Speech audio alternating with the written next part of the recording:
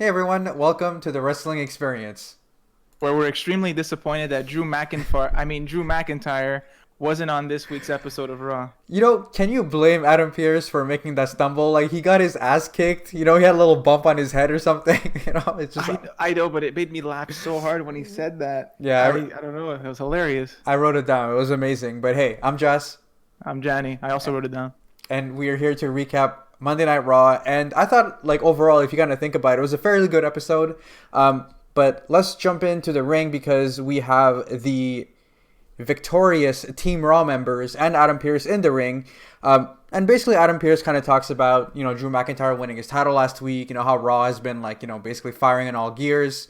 He talks about The Undertaker's final farewell. He brings his attention to Team Raw dominating Team SmackDown. Let's not forget that that was a clean sweep. And basically, that deserves a reward. So every superstar in this ring will get an opportunity to be next in line for the WWE title. And then basically there's a whole bantering going on because AJ calls himself the captain. Sheamus is like, well, he's not my captain. And I believe at one point Keith Lee's like, well, actually, I'm the one that saved you. And then Riddle is just like, like, Keith Lee also pinned Jey Uso, who was the SmackDown captain. I don't remember that being official, but that's what he said. seems like it. And Riddle basically, talks about how last night was really sick and how he beat King Corbin. So does that make him King Bro? And I love this interaction between him and Sheamus when he's like, great. your first choice wasn't actually Fireface. What was it? It was Fire Crotch. Oh, it was so And good. he was and Riddle also wanted to challenge Drew because he wanted to take his dope crown with his dope sword, and Sheamus was all like, yeah, everything about dope with you makes sense, which was funny.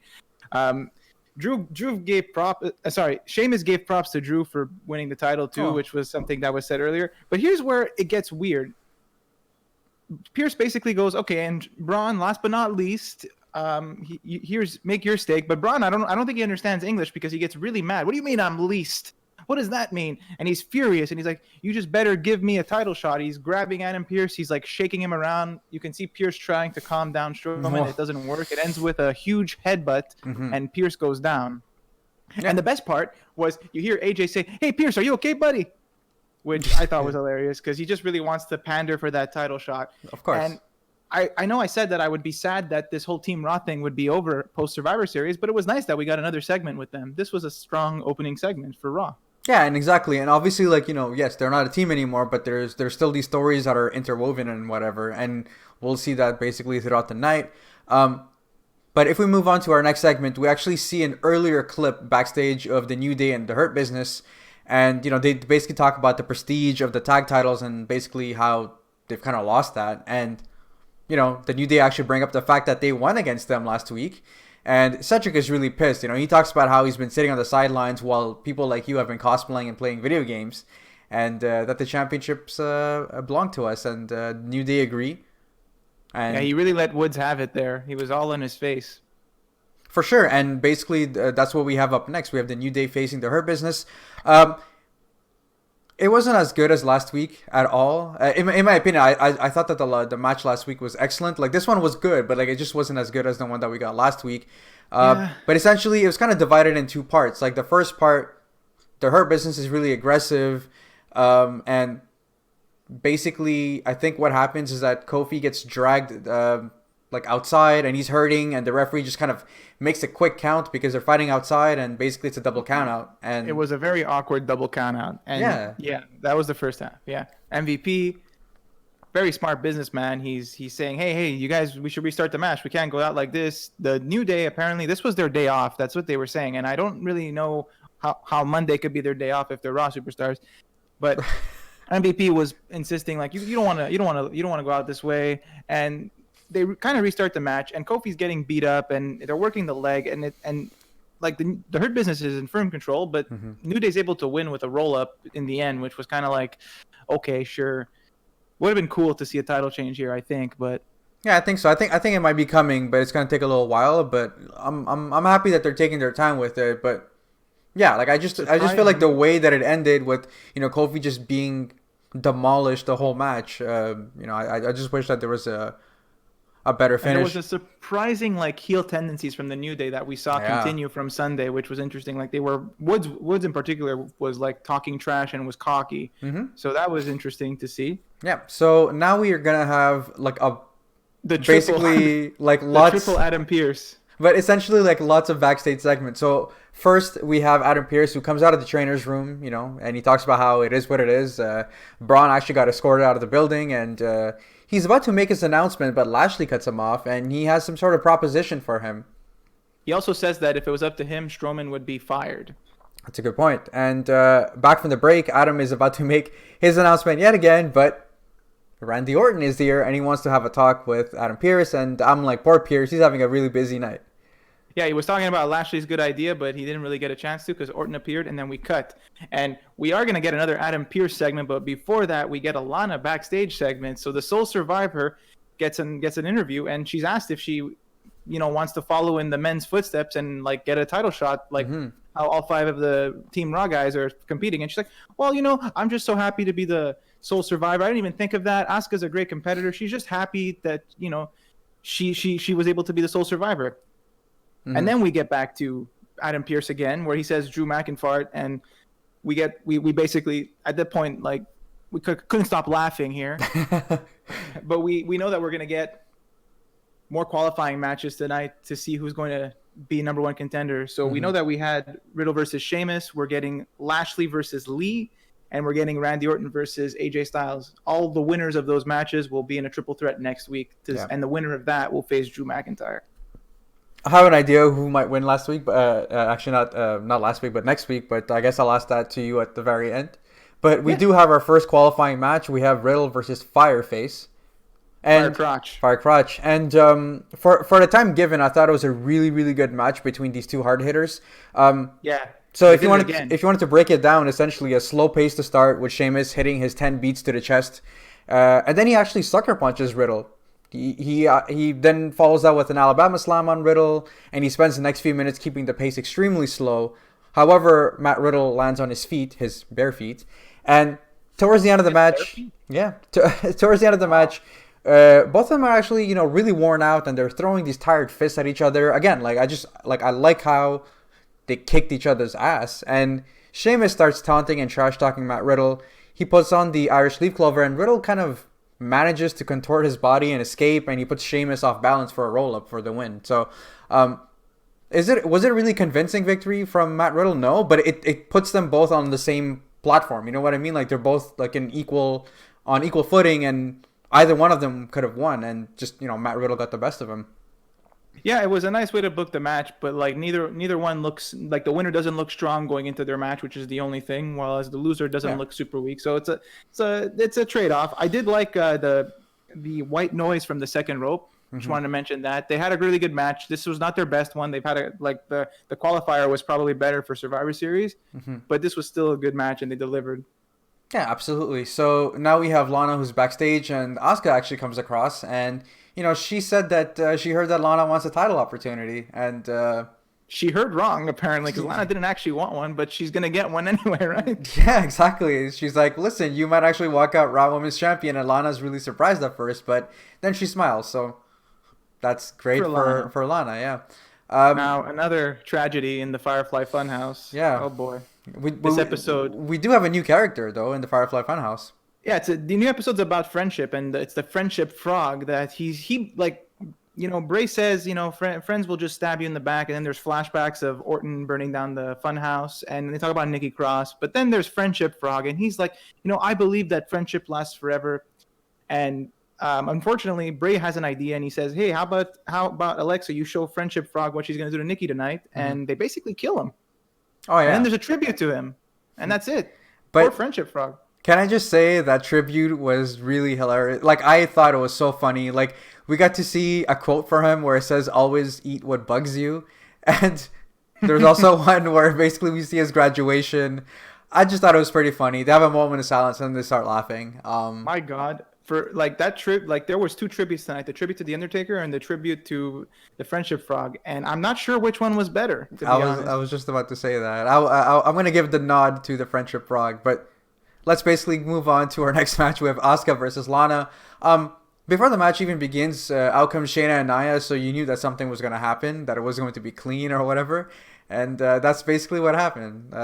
Nothing happened, and this wasn't even a match. Like, it went for like a minute. I know, but I do want to point out that Lana actually does a good job. Like, she's actually holding her own at the beginning, but Asuka kind of knees her to the face, and this is basically where Asuka is kind of thrown outside. She comes face to face with Shayna and Nia, and she basically just sprays a little bit of water. Nia attacks her, which causes a DQ. Well, she sprays the water because Nia's yelling at her, saying, "What? You can't beat Lana? Like, how long did it take to beat Lana?" And so that's what happens. And then they're gonna put Asuka through the table, but Lana saves her. And then we have what smells like a tag match play after the break, and that's what we get. Well, yeah, because Nia has like supreme GM powers. Like, she asks for a match and she gets it. Oh my god. But yeah, like, I mean, it's essentially this whole match, Lana's getting beat down. Like, Nia's kicking her ass, Shayna's kicking her ass. Asuka does get in a little bit, and she, holds her own against Shayna. And essentially, Nia is aiming for that number 10. She's aiming for that 10th Samoan drop. But Lana actually fights back, and as Nia rushes towards her, Lana kind of moves out of the way, and Nia just gets knocked out. And yeah. Nia's just distracts Shayna, and exactly. So Shayna gets rolled up by Asuka. So this was like you said, this was a match where Lana took a beating for the entire match until she made the hot tag. She got a little bit of offense early, but that was it. And then we had this sequence where Nia is upset at Lana and trying to beat her up, even though neither of them are legal. And then this leads to shenanigans where Asuka rolls up Shayna for the win. I thought it was for the title for a sec. I was like, oh my god, Asuka 2 belt again, but no. No, it's too bad that it wasn't. That would have been interesting. But I bet you next week we'll have a rematch with the titles on the line. You know it.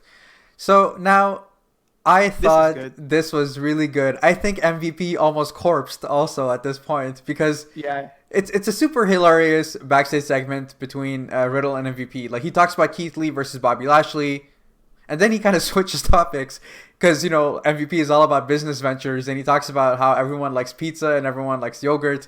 So how about yogurt flavored pizza or something like that, and call it like the brogurt? Again, like the thing I found the most hilarious was like MVP was like, "I'm not your bro," and he's like, "Aw." And the way he said it, "Aw," and like MVP is about to corpse there, and he's just like, "Okay." He was sad. He's like, "Okay, I'm sorry. I appreciate your business ventures, your business knowledge," and then he basically makes him an offer to come back in a few weeks and like with a list of all these business proposals and just like Shark Tank. Riddle says like Shark Tank, and he's like, yeah, like Shark Tank, and if we like them, we'll do business, and if we don't like them, we'll also do business, because the Hurt Business does business either way. So it kind of worked out. It seems that Riddle is next. This was hilarious though. I really enjoyed it. Riddle put on a good show. He sounds completely lost, even in his promo at the beginning of the show and now, but it's so funny. It is. Again, like, you don't need to be always like this super serious, like, macho character or whatever. We know that he's a badass, and we know that when he's on, he can basically, beat up anyone. It's nice for him to have a character. You know what I mean? I just hope that they don't ruin him. But, no, he's good. He's good so far. He wants to be friends with everybody. And he also wants to beat everybody up. It's great. I like it. Now, for the first time, we have Keith Lee versus Bobby Lashley. Just two big meaty men. So much more. This could have been so much more than what it was. It could have, but I didn't think that it was bad. Like, I thought that both men, they collide. Neither are budging. They exchange a few moves in the corner until Lashley kind of catches Lee with a European uppercut. But that doesn't faze Lee at all. He tackles him. He only gets a 1 count. Keith Lee looked really strong, but, Lashley didn't look bad either, because Lashley actually catches him with a vertical suplex. That was impressive. We're talking about, 365 pounds or something like that? That was incredible. Yeah, like, it was really impressive. He picked him up like it was nothing. And basically, every single time that he was setting up for the Hurt Lock, Keith Lee actually either avoided it or he kind of got out of it. So, at the end of the day, yes, like, I mean, the way that it ended was horrible. Like, I don't understand what reasoning MVP had. So basically what happens at the end is MVP kind of pushes Lee into the post. The Hurt Lock is almost on, but Keith Lee powers out and he slams Lashley. Then MVP out of nowhere just comes in the ring and he starts beating him down. The ref calls for the bell, so Keith Lee wins. But, like, why would MVP do that? He just cost a title shot for Bobby Lashley. It doesn't seem logical, and it seems like it goes against the character of MVP, who's supposed to be smart, and but that's the that thing. Makes no sense. This match was very good. There was a little bit of MVP involvement during the match, but overall it was amazing. It was so great to see these two lock up, but then the ending just like like just took the air out of everything. Like, just disappointing. It's just like, I mean, Should've if there was a reason, like let's say for example, if like Keith Lee kept taunting him or he pushed him around or something like that, but nothing like that was happening. So the fact that like this very super smart business savvy guy just ruined like one of his clients' chances, it doesn't make sense to me. And I just feel like this is where the WWE thinks that we're stupid. Commentary did try to save it by saying, "Oh, he's protecting his investment so he doesn't get hurt." But I'm like, I'm not buying it. Yeah, Samoa Joe in his best efforts, who's always good at commentary. I'm just like, I'm sorry. I know. This was just dumb. But that's what happens. Keith Lee is in the triple threat next week. Yeah, I'm very happy for Keith Lee again. And then the third member, I'm even happier. But we're gonna go to gorilla position because Nikki Cross is there, and basically she talks about how she's kind of fed up with Alexa Bliss. Like, she never gave up on Alexa. Alexa's the one that kind of gave up on her and their friendship. She's done trying. She doesn't want, like, Alexa doesn't want her help. She doesn't want her. She just wants the Fiend. So she's like, message received. And what I'm going to do is I'm going to beat the Fiend out of Alexa Bliss. And yeah, and then her music hits, and I'm just like, what is this? Not the biggest fan. It's not new. It's not the first time we hear it, but like, it just doesn't do it for me. I do like Keith Lee's theme song though. Yeah, they basically made a new one for Survivor Series, which is really good now.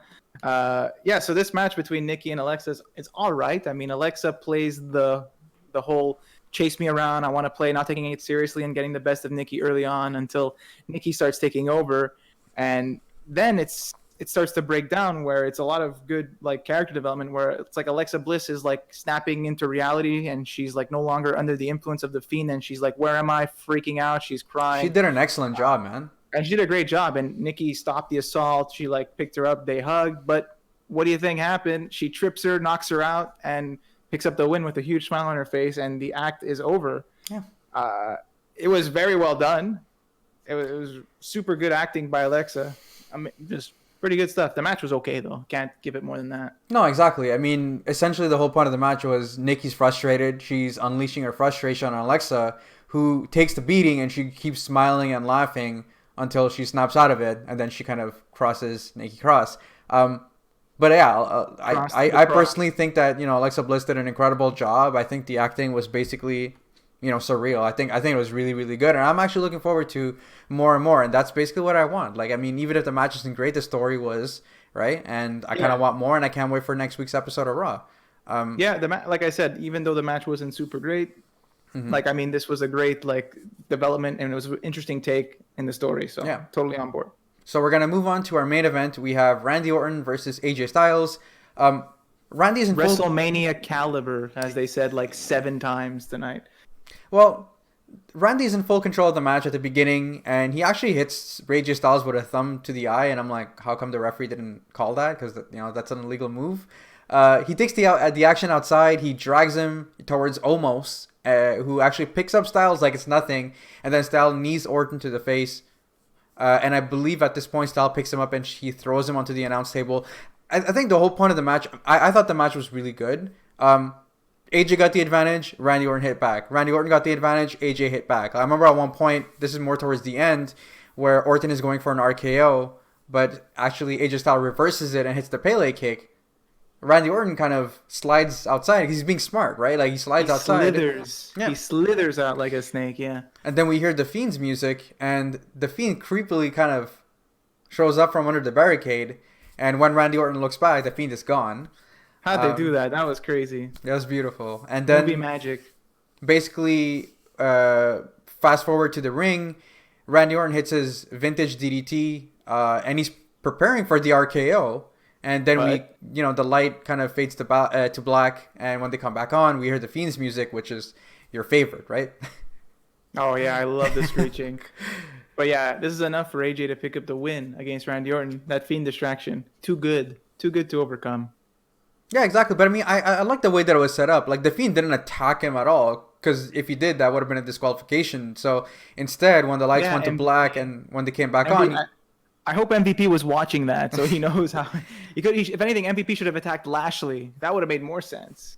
So yeah, I just like the way that the Fiend did it, like how he just kind of just yelled at Randy's ear. He freaked out, and AJ hit the phenomenal forearm for the win. And so AJ's celebrating, and next week we're gonna have Riddle versus Keith Lee versus AJ Styles, the winner moves on to face Drew McIntyre. I think Braun is gonna do something. I feel like that's coming, and I do think Braun's gonna get involved.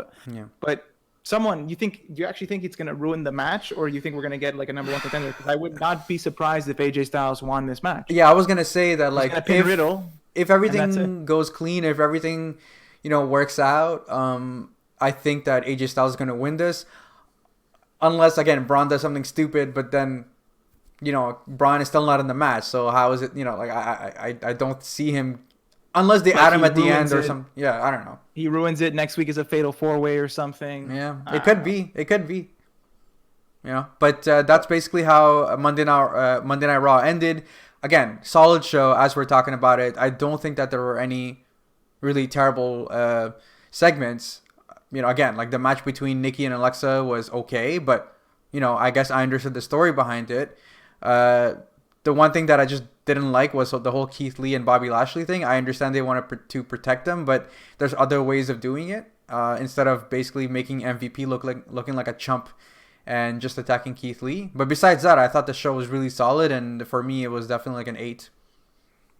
Yeah, same. And it's making me question whether or not I was hating Raw all these times because it was bad in the past, or because I was in a bad mood for like the last month. I don't know, because like you said, like there weren't any segments I disliked this episode besides like, okay, the finish to one match, and maybe the Alexa Bliss and Nikki Cross match wasn't very exciting but had a good story. I mean, but again, I feel like I'm nitpicking. It was a solid episode. It's a fair point. I mean, obviously when you critique something, you will maybe nitpick a little bit, which is fine. But like I said, like when it comes to their product itself, I feel like they are doing an excellent job with the characters that they have. Let's not forget that we also have Peyton Royce and Lacey Evans, that budding thing going on. And we also have over at SmackDown, we got Bailey Kay, who is like the our national treasure essentially. And I don't know, like I just feel like both shows are actually running on all cylinders, and I feel like the next pay-per-view could potentially shape up to be a really, really good one. Yeah, I mean, I'm happy about it. So far, I've been watching lately, and I haven't really been complaining too much. So that's a good thing. Let's hope it continues. I'm happy to hear that you're not complaining for a change. But that's it, guys. Thank you so much for listening to our Raw recap. If you do enjoy our content, make sure to hit the subscribe button that's right there, the like button that's right there, and in the description box below, you'll find us on Twitter, Instagram, and wherever you listen to audio podcast. And we'll see you guys in the next one. So no Drew McIntyre, no Miz. What a weird episode of Raw. Missing 2 key players, eh? But we got Drew McIntyre instead. Drew McIntyre is like my new favorite character on TV. Like, oh my god. How good is he?